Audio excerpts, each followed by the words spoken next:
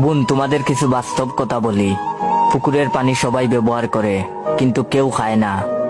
আলু সবার সাথে মিশে, কিন্তু সবাই খেতে পছন্দ করে না। মিষ্টির দোকানে এমনি মাছি বেশি থাকে, ওইটা দোকানদারের অ্যাটিটিউড না। খোসা সহ একটা কলার দাম 5 টাকা।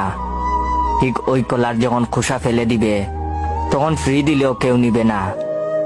তখন এটা মশা মাছির খাবার হবে। তোমাকে এটাই বলতে চাই, তোমার দেহকে এমন করো না যে সবাই পুকুরের পানির মতো ব্যবহার করে। তোমার মনকে আলুর মতো করো না, যে সবাই মিশবে বাট সবাই পছন্দ করে না। তুমি তোমার মনকে মিষ্টির দোকান বানাইও না, যেখানে মশা মাছির মতো সবাই ঢুকবে, ক্ষুধা মিটিয়ে চলে যাবে। তুমি তোমার শরীরকে কলার মতো খুলে দিও না, মশা মাছির মতো সবাই ক্ষুধা মিটিয়ে চলে যাবে, কাউকে ফ্রি দিলেও নিবে না।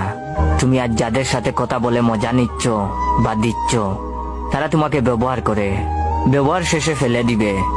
লোকাল বাসে সবাই উঠে, কিন্তু গন্তব্য পৌঁছাতে পারে না।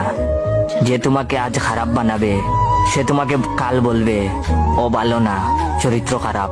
গালি তো আছেই। বর্তমান পরিস্থিতি বড়ই ভয়ঙ্কর, মোকাবেলা করতে পারবে না।